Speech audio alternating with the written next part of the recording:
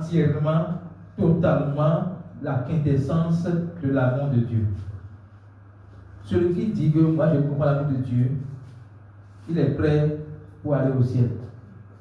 Tant que tu vis, tu dois continuer à creuser, à comprendre l'amour de Dieu pour toi. Alléluia. La parole veut savoir on parle de la largeur, de la longueur, de la hauteur, de la profondeur de l'amour de Dieu.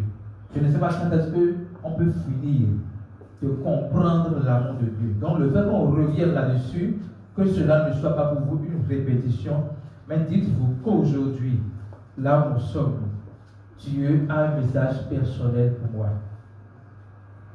Le Seigneur a un message personnel pour moi. Je veux que tu le dises dans ton cœur. Le Seigneur a un message personnel pour moi. Alléluia.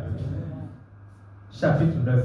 Méfiez-vous des obstacles à l'acceptation de l'amour de Dieu.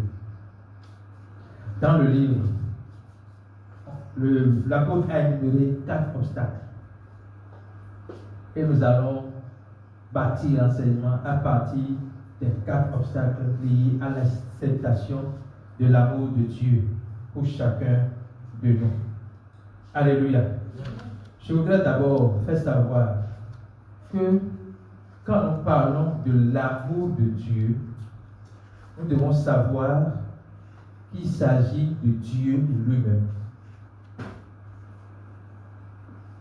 Quand nous parlons de l'amour de Dieu, nous devons savoir qu'il s'agit de Dieu lui-même. L'amour n'est pas l'attribut de Dieu. L'amour n'est pas un adjectif qui qualifie Dieu. Mais c'est Dieu lui-même qui est amour. C'est Dieu lui-même qui est amour. Il faut commencer par comprendre que Dieu lui-même est amour. Donc on parle de l'amour de Dieu, on parle de la personne de Dieu. Alléluia. Je voudrais bâtir l'enseignement sur une phrase que j'ai m'a donnée quand j'étudiais le livre. Nous sommes justes par la foi pour vivre par la foi. Je veux que vous disiez ça. Nous sommes justes par la foi pour vivre par la foi. Galates 2, verset 16.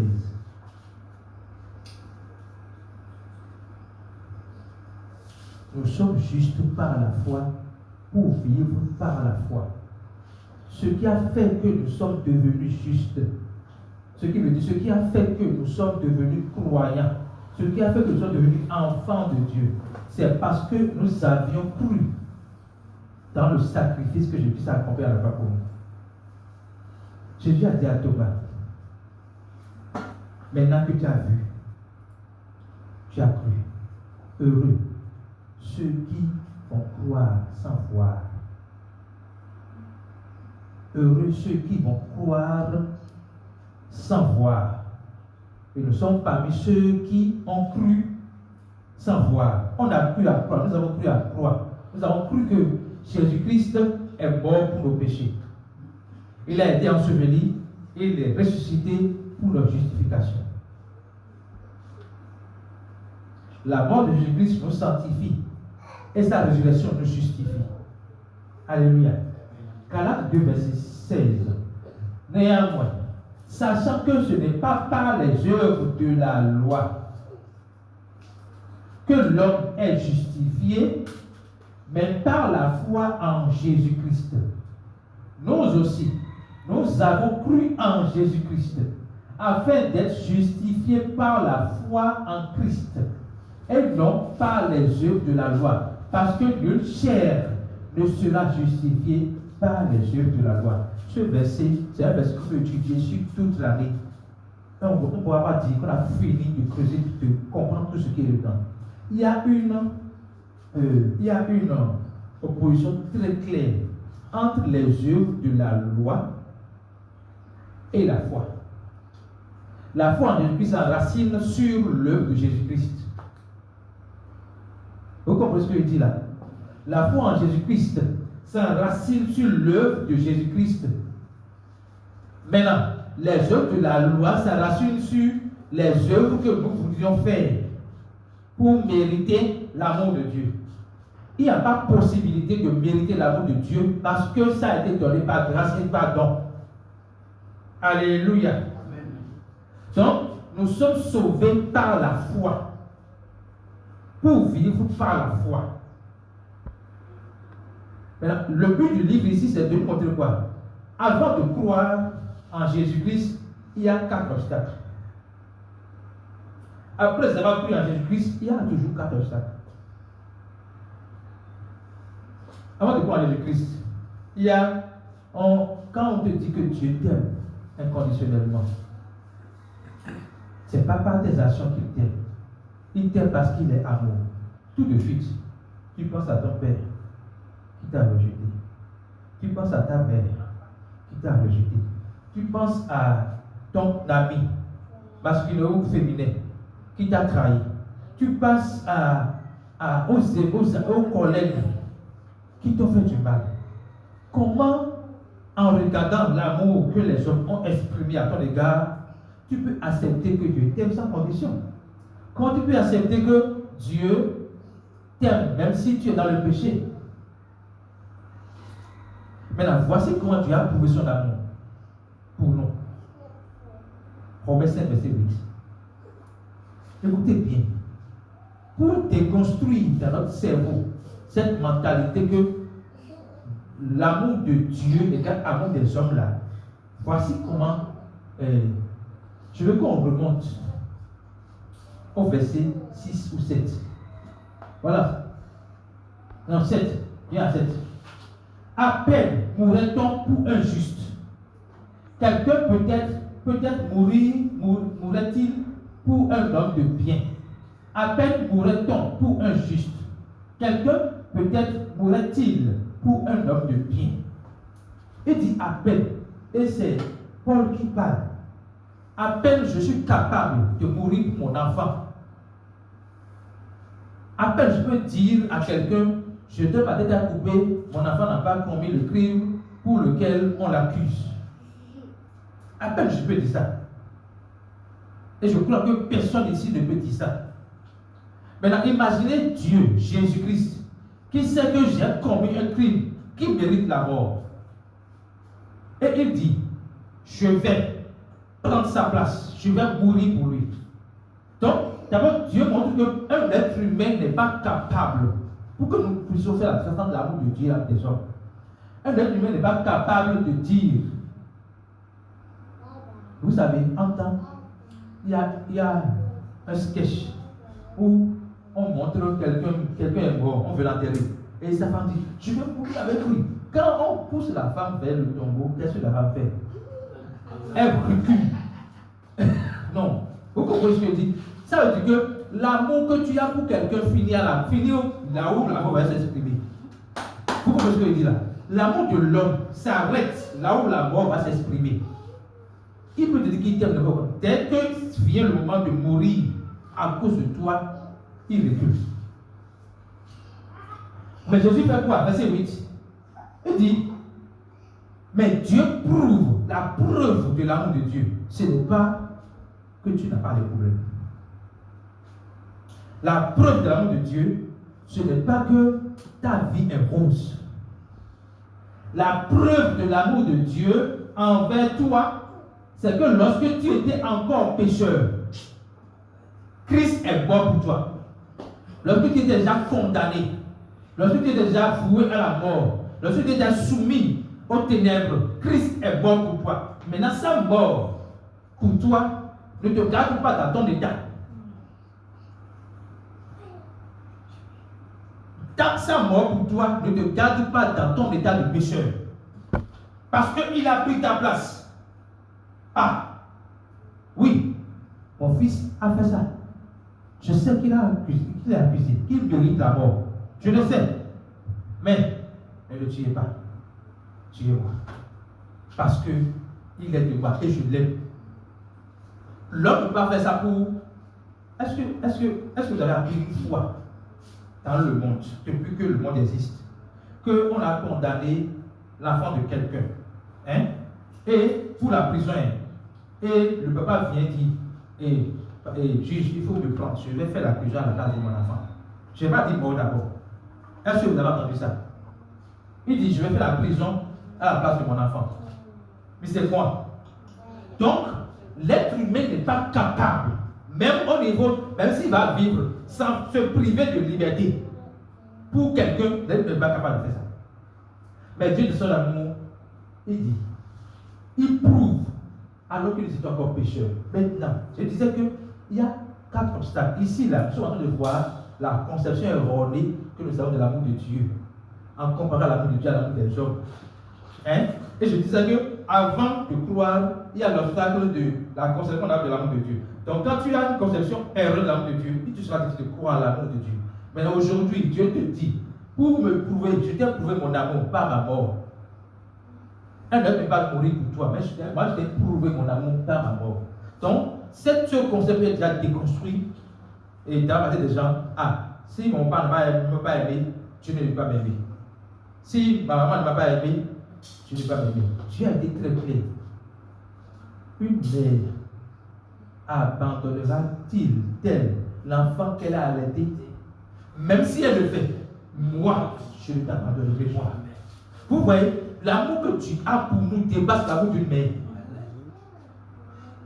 Ça dépasse de loin l'amour d'une mère. Normalement, une mère qui allait son enfant ne peut pas être capable d'abandonner l'enfant. Parce que, d'abord, c'est elle qui a porté l'enfant pendant 9 mois. Elle l'a accouché et maintenant elle a allaité. Maintenant, comment c'est possible qu'elle abandonne cet enfant-là? Et Dieu dit, et ça arrive, Dieu dit, même si cela est possible pour la mère là, moi, je ne t'abandonnerai jamais. Cela implique que l'amour de Dieu n'est pas comparé avec l'amour des autres. Alléluia. Maintenant, je disais que ce verset-là, c'est pour le non-croyant qui n'a pas encore cru. Il faut qu'il comprenne que Dieu, la main de Dieu a prouvé son amour pour lui. Maintenant, quand tu viens de croire, le verset suivant, verset 9, tu as cru. Et tu es toujours dans cette modalité de que, si je fais une erreur, tu vas me détester. Si je fais ceci, tu vas me détester. Dieu te dit, à plus forte raison, donc maintenant que nous sommes justifiés par son sang, serions-nous sauvés par lui de la colère? Alléluia. À plus forte raison, donc, maintenant que nous sommes justifiés par son sang, serions-nous sauvés par lui de la colère? La colère ici, c'est le jugement. Vous comprenez ça? La colère ici, Dieu n'est pas de colère. Le jugement final. Maintenant, pour que vous compreniez ceci, Jésus a dit quelque chose dans Jean 3, verset 18. Disons ça. Donc, Dieu dit, maintenant que tu es justifié, pourquoi tu auras encore peur? Pourquoi tu vas croire que je ne t'aime pas? Pourquoi? Je t'ai prouvé mon amour pendant que tu étais pécheur. Tu es justifié maintenant, tu as encore peur. De quoi? Et Jésus dit, celui qui croit en lui n'est point jugé, n'est point. Quand vous voyez point quelque part, c'est de l'absolu. Ce n'est pas de l'à peu près. Ce n'est pas, ce n'est pas plus. Celui qui croit en moi n'est point jugé. Mais celui qui ne croit pas en moi est déjà jugé. Ça veut dire que ce n'est pas Dieu qui te juge. Alléluia. Jésus a dit, verset 17, pour que vous voyez clairement, ce n'est pas Dieu qui te juge. Verset 17. Dieu, en effet, n'a pas envoyé son Fils dans le monde pour qu'il juge le monde, mais pour que le monde soit sauvé par lui. Donc l'objectif de Jésus-Christ en place sur la terre, ce n'est pas de juger le monde, mais c'est pour sauver le monde. Maintenant, revenons au verset 18. Il dit, Alléluia, verset 18, celui qui croit en lui n'est point jugé, mais celui qui ne croit pas est déjà jugé. Est déjà jugé. Ce n'est pas que Dieu l'a jugé. Parce qu'il n'a pas cru au nom du Fils de Dieu. Maintenant, comment il est déjà jugé? En fait, tous les êtres humains sont déjà jugés avant de recevoir Jésus-Christ. Vous comprenez? Nous sommes nés en tant que créatures de Dieu, pas en tant qu'enfants de Dieu. Nous devenons enfants de Dieu par la foi en Jésus-Christ. Alors, quand tu n'es pas enfant de Dieu, quand tu n'es pas encore enfant de Dieu, parce que tu peux le devenir Tu es une créature de Dieu. Quand une créature de Dieu, tu es héritier direct d'Adam. Tu portes l'ADN d'Adam, tu portes la nature d'Adam. Vous comprenez? Et dans la nature d'Adam, il y a la mort, il y a la séparation avec Dieu, il y a le jugement. Donc, le fait de dire je ne crois pas en Jésus-Christ, ce n'est pas que tu portes des galons en fait. Tu retournes là où tu étais. Vous comprenez? Tu es dans les ténèbres. La lumière vient à toi. Et tu rejettes la lumière. Mais tu demeures dans les ténèbres. Mais quand tu reçois la lumière, tu quittes tes ténèbres pour la lumière. Jean 1, verset 12. Ce n'est pas ce que j'ai préparé. Je suis l'inspiration. Jean 1, verset 12. Mais à tous ceux qui l'ont reçu, à ceux qui croient en son nom, elle a donné le pouvoir de devenir enfants de Dieu. Lesquels sont nés. Donc on veut voir comment est né l'enfant de Dieu. Lesquels sont nés. Non. Oui, allez-y, allez-y. Donc l'enfant de... Allez-y, s'il vous plaît. L'enfant de Dieu n'est pas né du sang humain. Il n'est pas né de la volonté de la chair. Il n'est pas né de la volonté de l'homme. Mais il est né de Dieu. Comment il est né de Dieu? 1 Jean 5, verset 1. Comment l'enfant de Dieu est né de Dieu? Ce n'est pas par le baptême de l'eau. Ce n'est pas par l'accomplissement d'une série d'œuvres à faire. Non. Ce n'est que par la foi en Jésus-Christ. 1 Jean 5, verset 1. Quiconque croit que Jésus est le Christ est né de Dieu.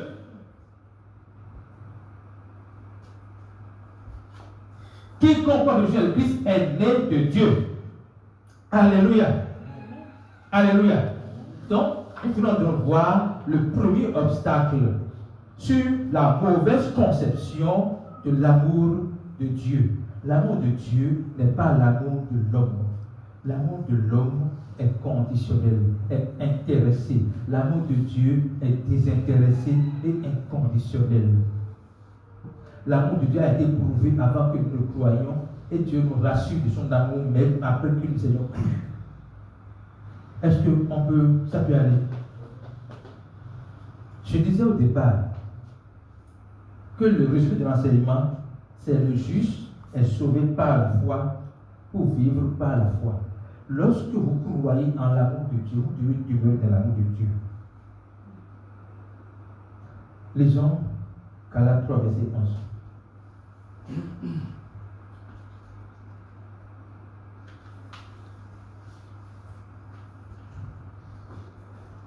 Verset 11. Et que nul ne soit justifié devant lui par la loi. Cela est évident, puisqu'il est écrit, puisqu'il est dit, le juste vivra par la foi. Que veut dire vivre par la foi? Je vais aborder le second obstacle qui est la culpabilité. Que veut dire vivre par la foi? Ceux qui n'ont pas encore cru en Jésus-Christ se disent, oh Seigneur, avec tout ce que j'ai fait, j'ai avorté, j'ai braqué, j'ai fait braquage, j'ai tué les gens. Toute ma vie, j'ai été sorcier, j'ai été sataniste. Comment c'est possible que Dieu me pardonne? C'est si facile que ça? Vous comprenez ça? La personne s'accuse. La personne s'accuse. Il se dit, en s'accusant, il se disqualifie de l'amour de Dieu. Non, je ne mérite pas de recevoir l'amour de Dieu. Parce que ce que j'ai fait est trop. Dieu ne va me pardonner ça. Laissez-moi vous dire ceci. Si quelque chose sur cette terre est au-dessus de l'amour de Dieu, Dieu n'existe pas. Écoutez bien ce que je dis. Ce n'est pas que Dieu n'existe pas. Hein? Mais si quelque chose sur cette terre est au-dessus de l'amour de Dieu, c'est que Dieu n'est pas Dieu. Quel que soit ce que nous avions fait par le passé, quel que soit qui tu es, de la manière dont tu te vois, Dieu ne te voit pas comme toi tu te vois. Quand Dieu regarde un pécheur, un sorcier, un braqueur, j'utilise ces mots-là qui ne sont pas en fait plus pesants que pécheur. Vous comprenez? J'utilise braqueur, voleur, adultère, tout ça là. Mais ce n'est pas ça, ce n'est pas plus fort qu'un pécheur. Un pécheur qui est dans la vie pécheresse est plus fort que celui qui fait braquage. Vous comprenez?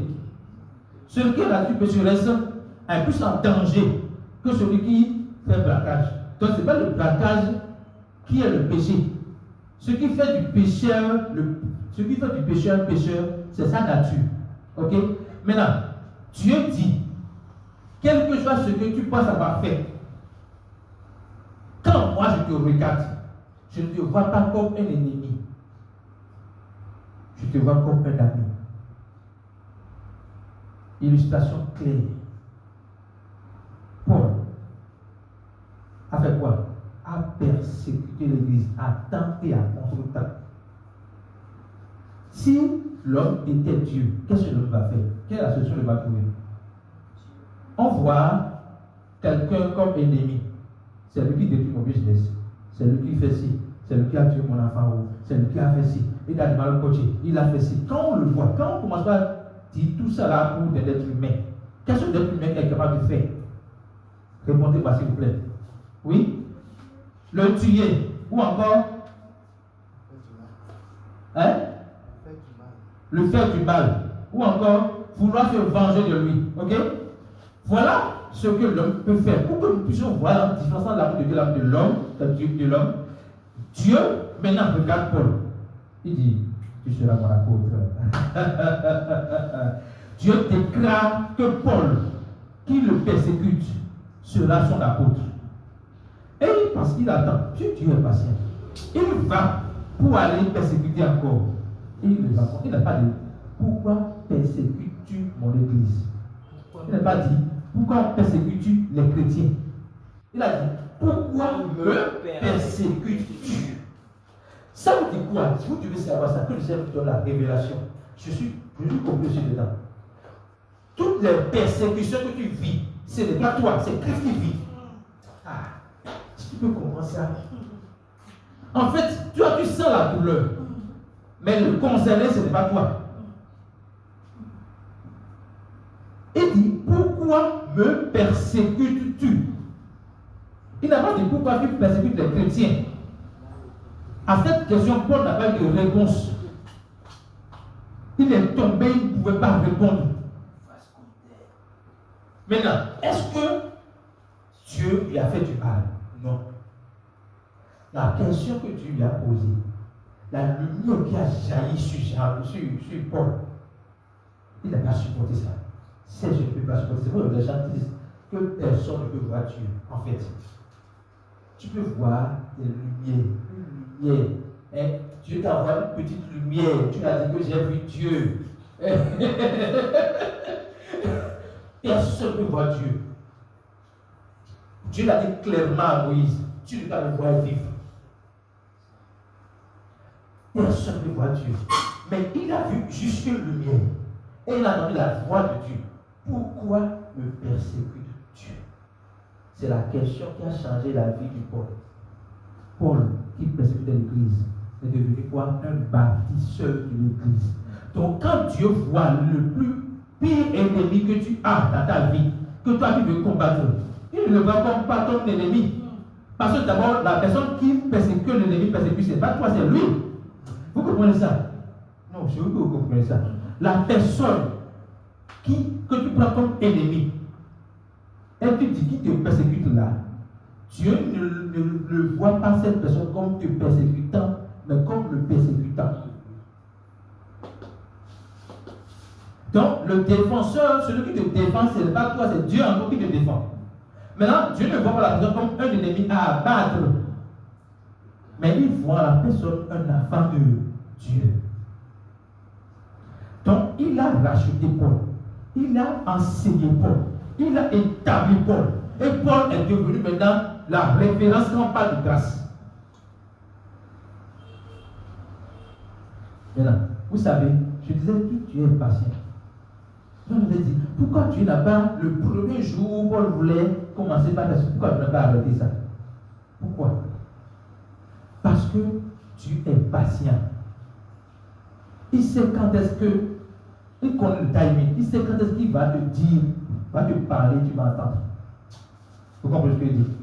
Dieu te parle tout le temps, mais il sait encore quand est-ce que, à quel moment précis de ta vie, lui va te parler et tu vas fléchir le genou.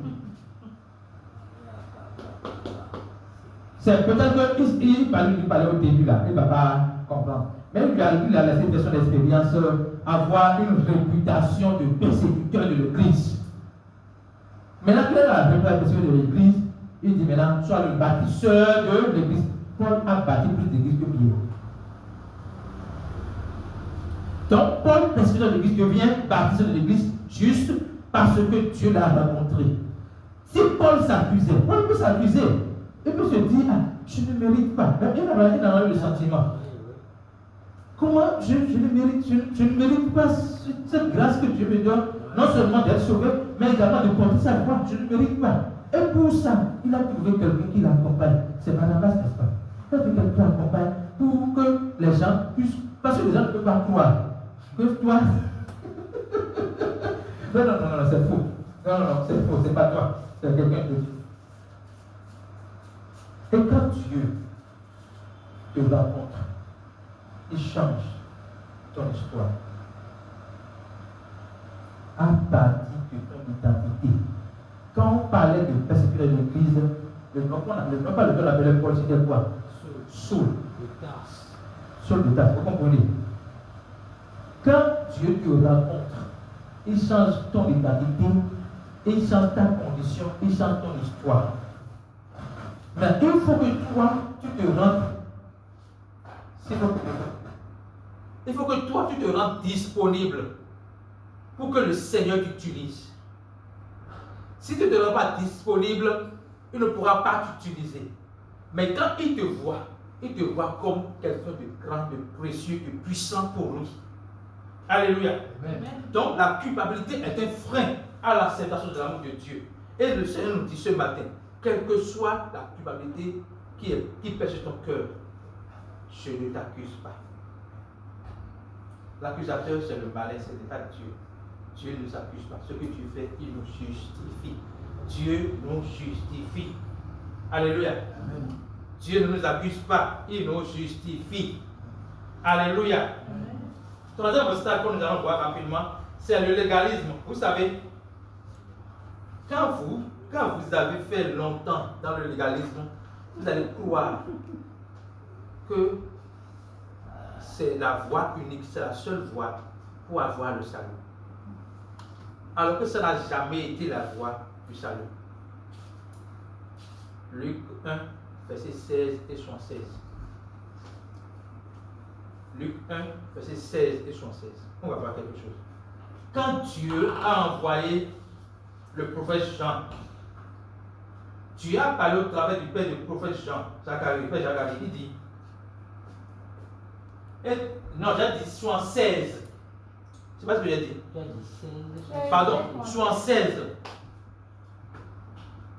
Et toi, petit enfant, tu seras appelé prophète du Très-Haut, car tu marcheras devant la face du Seigneur pour préparer ses voies. Ok? Oui, allez-y. Allez-y. Afin de donner à son peuple la connaissance du salut par le pardon des péchés. S'il vous plaît, soulignez ça dans votre Bible. Si, par prophétie, par révélation, Zacharie 17 phrases, ça veut dire qu'avant l'avènement du prophète Jean-Baptiste, le peuple de Dieu n'avait pas la connaissance du salut par le pardon des péchés. Ok? Et donc, l'arrivée de Jean-Baptiste ouvre une nouvelle ère de connaissance. Les gens pensaient que c'est par les œuvres qu'ils vont recevoir le salut, qu'ils vont mériter, qu'ils vont mériter le salut. Tout l'Ancien Testament, c'est la performance. C'est par les œuvres. Je dois donner la dîme, je dois aller à l'église, je dois jeûner, prier, je dois faire ceci. C'est ce que je fais là qui me donne le mérite du salut. Mais Jean revient ici, vous dit non, ce n'est pas ça. Il faut que tu ailles à la connaissance du salut par le pardon des péchés, c'est-à-dire que la voie du salut, le chemin qui mène au salut. c'est le chemin qui passe par le pardon des péchés. Et le pardon des péchés n'est pas un chemin qu'on emprunte dans le mérite. Ce n'est pas parce que j'ai péché, parce que j'ai commis une erreur. Je vais fléchir les genoux devant Dieu. Pardonne-moi. Le pardon des péchés n'est pas lié à ta confession, mais lié à la décision de Dieu. Décision souveraine de Dieu. Le pardon des péchés n'est pas lié à ta confession, mais lié à la décision de Dieu de te pardonner. Alléluia. Amen. Le pardon des péchés n'est pas lié à ta décision, mais lié à la décision de Dieu de te pardonner. Alléluia. Alléluia. Donc le pardon des péchés n'est pas lié à ta décision, mais lié à la décision de Dieu de te pardonner. Et comment Dieu t'a pardonné? Jean 1, verset 29. Voici l'agneau de Dieu qui ôte le péché du monde. Voici l'agneau de Dieu qui ôte le péché du monde. S'il vous plaît, suivez. Voici l'agneau de Dieu qui ôte le péché du monde. Jésus, l'agneau de Dieu qui ôte le péché du monde. Et quand on voit l'agneau de Dieu, ce n'est pas utilisé comme ça. C'est exprès que Dieu, la parole a dit agneau de Dieu. Pour faire référence aux pratiques de l'Ancien Testament où on amenait l'agneau sans défaut, sans tache, et le pécheur impose la main sur l'agneau, déverse ses péchés sur l'agneau. Le pécheur ne confesse pas ses péchés au prêtre sacrificateur. Le prêtre sacrificateur ne reçoit pas les paroles de péché de quelqu'un. La personne amène l'agneau, impose les mains sur l'agneau, remet l'agneau au prêtre. Le prêtre vérifie si l'agneau est sans tache et sans défaut avant d'amener l'agneau au sacrifice. Dès que l'agneau est sacrifié, le monsieur est pardonné pour un temps. Le péché n'est pas ôté. Même dans l'Ancien Testament, ça n'a jamais été, la condition du pardon des péchés n'a jamais été l'action. Sans effusion de sang, il n'y a pas de pardon des péchés. Même dans l'Ancien Testament, la condition pour le pardon des péchés, c'est l'effusion de sang. Ok? Donc, ça passe par le sacrifice d'un agneau qui fait que le Seigneur te pardonne pour un temps. Tu es pardonné pour un temps. Ça veut dire que tu reviens le lendemain ou un an après quand tu pêches encore. Mais Jésus est l'agneau de Dieu qui ôte le péché du monde une fois pour toutes. Romains et Hébreux 10, verset 10 et 12. Hébreux 10, verset 10 à 12, s'il vous plaît. Alléluia. Hébreux 10, verset 10 à 12. Alléluia. Car c'est en vertu de cette volonté que nous sommes sanctifiés par l'offrande du corps de Jésus-Christ une fois pour toutes. Jésus n'a pas été sacrifié chaque jour ni chaque année. C'est une fois pour toutes. Souvenez ça. Verset suivant. 11. Et tandis que tout sacrificateur fait chaque jour le service et offre souvent les mêmes sacrifices qui ne peuvent jamais ôter les péchés. Qui ôte les péchés du monde? Jésus-Christ. Qu'a-t-il fait jamais pour les péchés du monde? Le sang animal. Verset 12. Verset 12. Lui, après avoir offert un seul sacrifice pour les péchés, s'est assis pour toujours à la droite de Dieu. Jésus a pardonné une seule fois et pour toujours. Le pardon des péchés n'est pas une prière, c'est la reconnaissance par la foi de ce que Christ a fait pour toi. Alléluia. Alléluia. Quatrième obstacle. La discipline de Dieu. On a une conception erronée de la discipline de Dieu.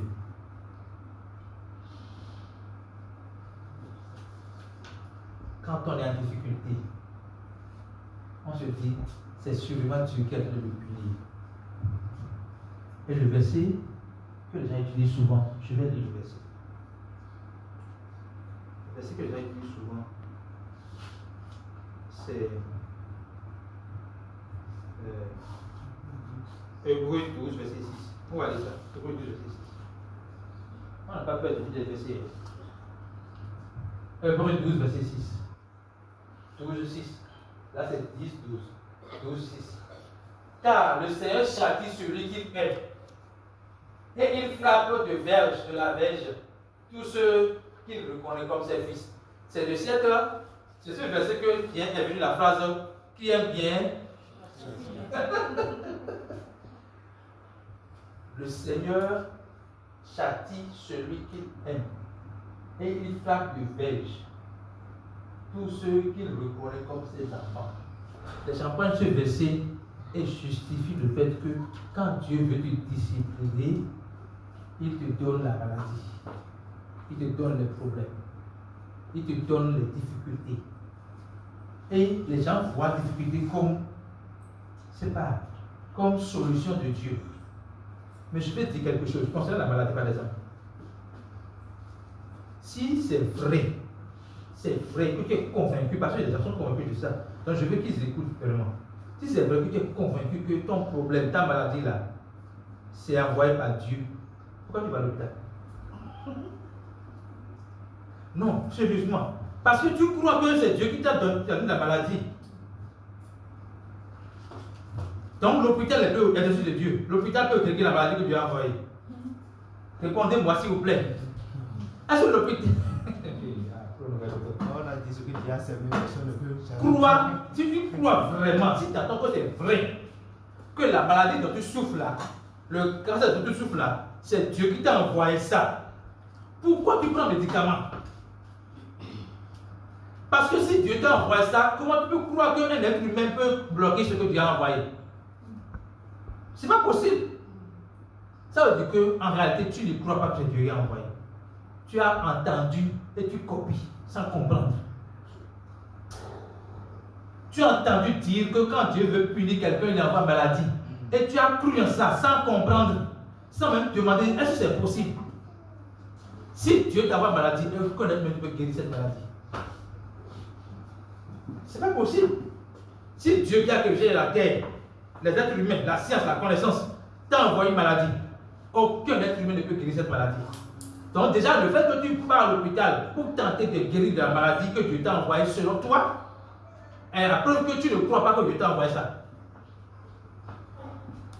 Donc Dieu ne peut pas nous punir par les maladies, les problèmes, les difficultés de la vie. Non. Les difficultés peuvent venir de la part de nos propres actions, comme de la part de la persécution du mal, mais jamais de Dieu.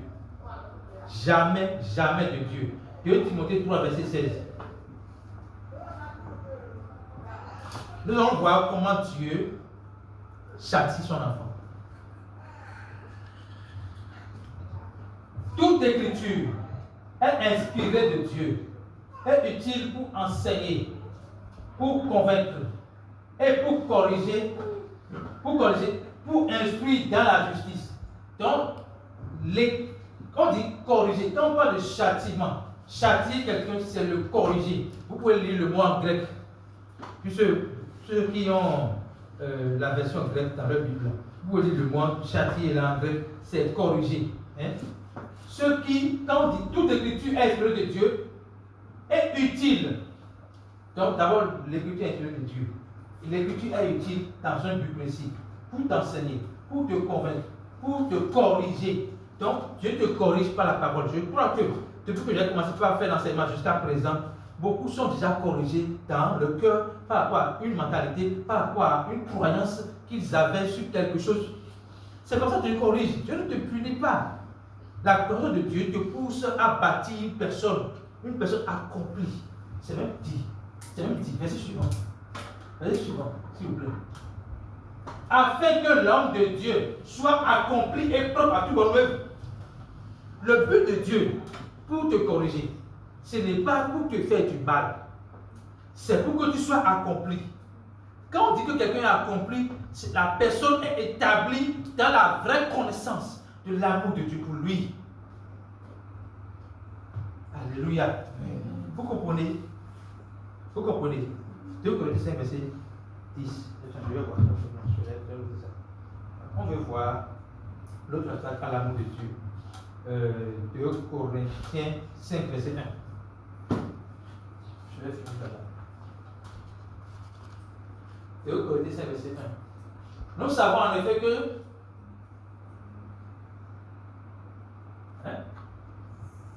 attendez. Non. Je veux le verset qui parle de juste vivra par la vue. Le juste vivra et par la foi et non par la vue. Je vais l'ajouter. Regardez-moi verset 10. 2 Corinthiens 5, verset 7. Verset 7.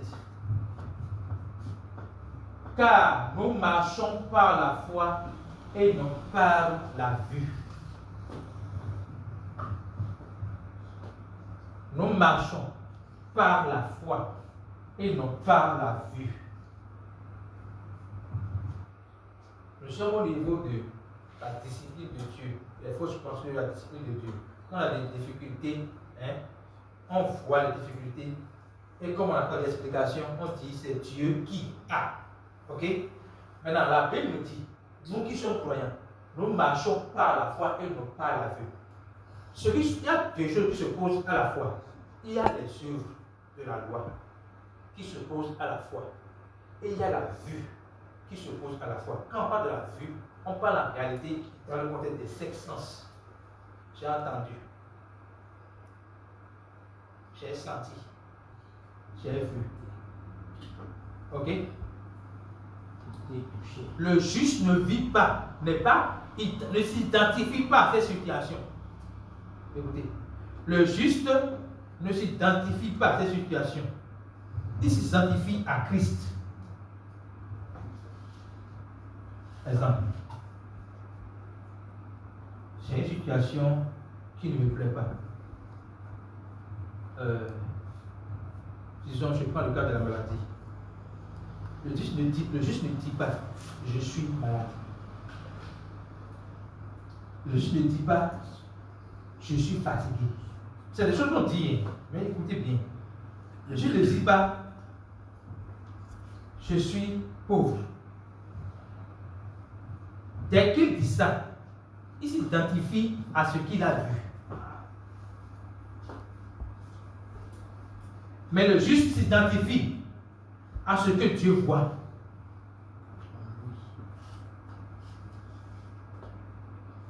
Vous comprenez? Le juste ne s'identifie pas à ce qu'il voit, mais il s'identifie à ce que Dieu voit dans sa vie. Ce que Dieu voit dans sa vie est dans la parole de Dieu. Ce n'est pas ailleurs. Dieu voit que tu es fortifié. Et toi, tu dis que tu es fatigué. Dieu voit que tu es riche. Et toi, tu dis que tu es pauvre. Or, la parole est claire.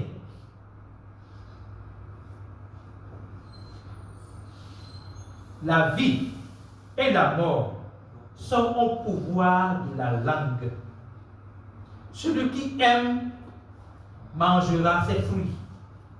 Donc, si tu déclares ce que tu vois, au lieu de déclarer ce que Dieu voit sur toi, tu donnes vie à ce que tu vois. Donc, ce que tu vois qui ne te plaît pas s'amplifie. Mais dès que tu changes la donne et tu vas déclarer ce que Dieu voit à propos de la situation, tu vois ce que Dieu voit là s'amplifier dans ta vie. Alléluia. Marc 11, verset 23 24. On va laisser 2 versets et on va finir. Marc 11, verset 23 et 24. Pour que nous puissions voir comment nous devons marcher par la foi et par la vie. Je vous le dis la vérité, si quelqu'un dit à cette montagne, ôte-toi de là et jette-toi dans la mer, et s'il ne doute pas, point dans son cœur, mais croit que ce qu'il dit arrive, il le verra s'accomplir. Nous voulons voir de manière pratique comment marcher par la foi et non par la vue. Si quelqu'un dit à cette montagne, donc s'il y a une montagne, tu as une montagne dans ta vie, tu as vu, c'est vrai. Mais le parent ne dit pas, il faut dire à Dieu que tu as une montagne. Il dit, parle à la montagne. Nous faisons l'erreur là, vous avez compris. Au lieu de parler à la montagne, nous disons à la montagne, nous disons à Dieu combien la montagne est grande. Vous comprenez ce que je dis? Au lieu de parler à la montagne, nous disons à Dieu combien la montagne est grande. Au lieu de dire à la montagne combien nous avons un grand Dieu, nous disons à Dieu combien la montagne est grande. Que les Seigneur nous aide à changer notre mentalité. Alléluia. Maintenant, Dieu dit, ne me dis pas que tu as une grande montagne. Dis à la montagne que tu as un grand Dieu. Et il dit, maintenant, si quelqu'un le dit, ôte-toi de la richesse dans la mer. Il dit, s'il ne doute point dans son cœur, la condition là, c'est le secret pour marcher par la foi. S'il ne doute point dans son cœur, le doute, qu'est-ce que le doute fait? Le doute annule le processus de la manifestation de ce que Christ a déjà accompli pour toi. Le doute annule le processus de la manifestation de ce que Christ a accompli pour toi. J'ai envie, je n'ai pas parlé de moi, mais j'ai envie de donner un petit témoignage concernant un garçon qui a souffert en temps de l'oreillon. Vous connaissez les oreillons? Et il est rentré à la maison avec les oreillons. Et j'ai demandé aux gens comment on guérit ça. Ils m'ont parlé de termites. J'ai utilisé les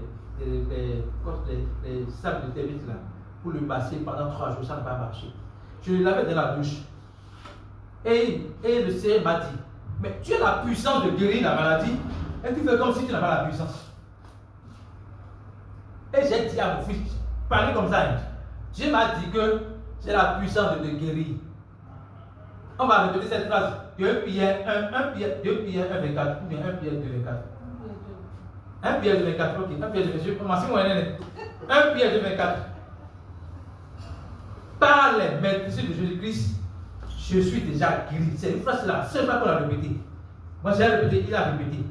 J'aime continuer à le laver pour que vous voyez combien le tout est dangereux. Et il m'a dit, papa, le diable m'a dit que tu ne connais rien.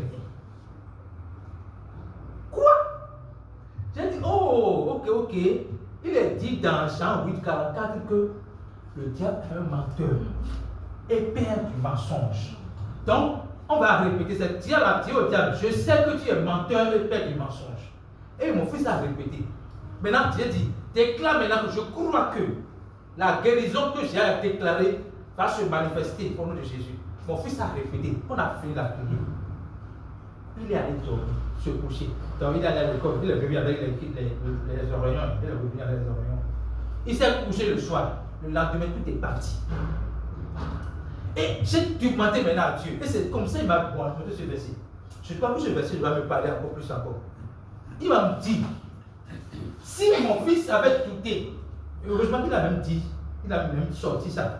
S'il n'a pas sorti, ce qui va se passer est que, s'il m'a pas sorti, il a cru. S'il a cru que je ne connais rien, c'est bloqué. Tu as donné la guérison. Mais il ne verra pas ça. Je ne verrai pas ça. Je vais dire, je ne sais pas, j'ai prié, Dieu ne m'a pas exaucé. Non, tu es exaucé. Ce qui a bloqué, c'est le doute de mon fils. Mais parce qu'il a sorti ça de sa bouche, nous avons annulé le doute. Et le lendemain, il a vu sa guérison.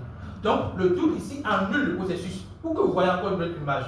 Je suis en train de télécharger une vidéo sur votre portable et que c'est à 2%, 1%. Quand ça s'éteint et que vous regardez le portable, est-ce que la vidéo continue? Non. Ça reprend. Ça annule, le doute annule. Donc nous devons rester focus sur la promesse de Dieu et croire que ce qu'il a dit va s'accomplir. Alléluia. Verset 24. Oh, merci. Reviens, Jean et Marc 11. Pour qu'on aille au second verset. Marc 11, verset 24. Je vous le dis encore en vérité. C'est pourquoi je vous le dis.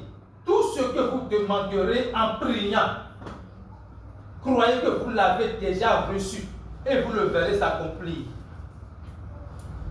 Tout ce que vous demandez en priant, croyez que vous l'avez déjà reçu. Donc le premier principe, c'est de ne pas douter de ce que Dieu a déjà donné la réponse à vos prières. Mais le second principe, c'est de croire que c'est déjà fait.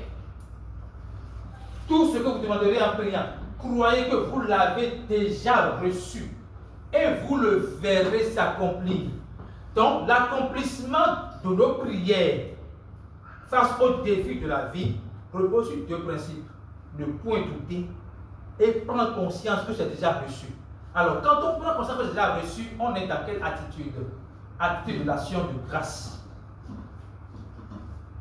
Alléluia. Alléluia. Levons sur le pied.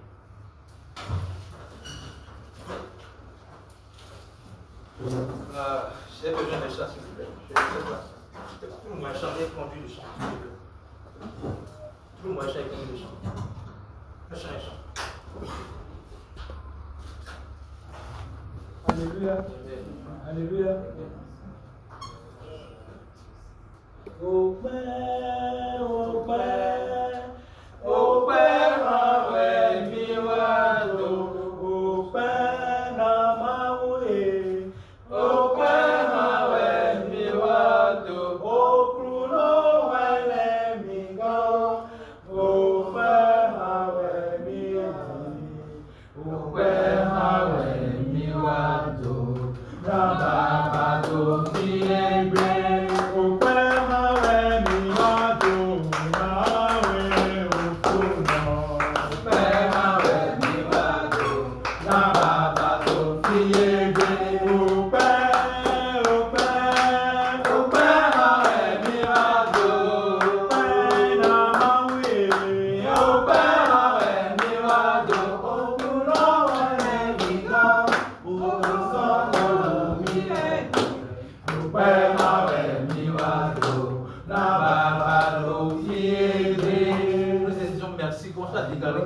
Merci à toi. Merci papa pour ton amour pour moi. J'ai compris ton amour. J'ai compris encore plus ton amour pour moi. J'ai compris encore plus que ton amour n'est pas l'amour de l'homme. J'ai compris encore plus combien tu m'aimes, combien ton amour est précieux. Merci Jésus. Merci Jésus. Merci Jésus. Nous sommes reconnaissants pour ton amour. Reconnaissants pour ton amour. Merci Jésus. Merci Jésus. Tu m'as délivré de la mort. Tu m'as transporté des ténèbres pour la lumière. Je déclare la même chose dans ma vie. Partout j'ai des difficultés. Partout je suis en difficulté. Partout je sens la stagnation. Partout je sens les limites. Au nom de Jésus, ces limites sont brisées maintenant. Je sors des limites. Je sors du trou. Je sors des ténèbres. Et je bâtis à la gloire de Dieu. La gloire de Dieu est visible sur moi. La lumière de Dieu brille sur moi. Au nom puissant de Jésus-Christ. Au nom puissant de Jésus-Christ. C'est au nom de Jésus que nous allons prier. Nous allons prier pour dire merci à Dieu qui nous a délivré des mentalités de culpabilité, mentalité de légalisme, mentalité de la compréhension erronée de l'amour de Dieu. Nous allons dire merci à Dieu. Parce que tous ceux qui sont dehors, tous ceux qui ne sont pas compris ce message, sont toujours moulés dans cette culture de mentalité erronée qui fait leur relation avec Dieu. Commençons par déclarer cela. Disons merci à Dieu. Merci papa. Merci papa, parce que tu m'as délivré des mentalités erronées à propos d'une confusion sur l'amour de Dieu. Merci de m'avoir délivré de toute forme de culpabilité dans mon cœur. Merci de m'avoir délivré de la mentalité légaliste. Accorde-moi la grâce de vivre par la foi, de marcher par la foi. Accorde-moi la grâce de marcher par la foi. Et rester établi dans la compréhension de ta parole. De me voir comme tu me vois.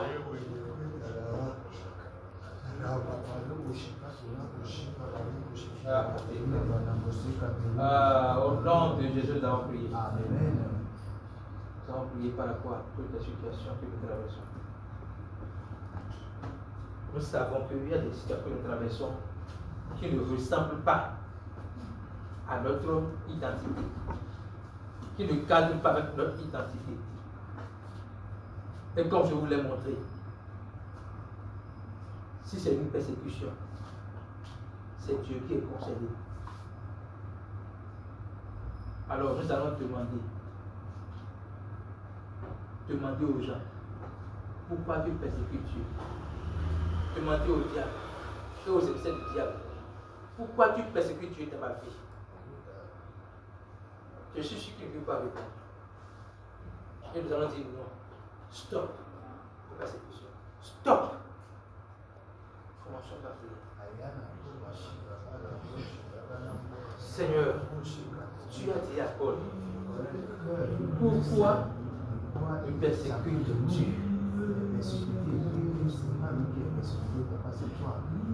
Je viens devant toi. Je te présente toutes les persécutions que nous vivons.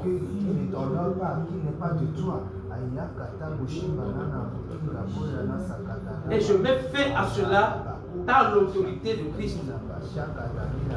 Je stoppe toute persécution qui freine l'élan du message de ma vie.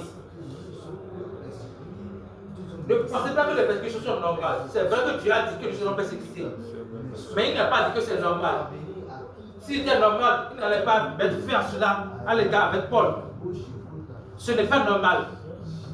C'est pour cela que nous disons, fini maintenant les persécutions. Nous mettons fin aux persécutions. Tout ce qui freine l'élan de la vie de Dieu de ma vie, tant sur le plan professionnel, tant sur le plan entrepreneurial, tant sur le plan spirituel, tant sur le plan matrimonial, tant sur le plan relationnel, tant sur le plan social et économique, nous disons non maintenant aux persécutions. La vie de Dieu règne. La vie de Dieu se fait voir au travers de ma personne. Les gens voient ma vie et glorifient le nom de Dieu. Ma vie ne fera pas pitié, ni à moi-même, ni aux autres. Ma vie ne fera pas pitié, ni à moi-même, ni aux autres. Je suis fier de la vie que Dieu me donne. Cette vie glorieuse, cette vie lumineuse, cette vie abondante.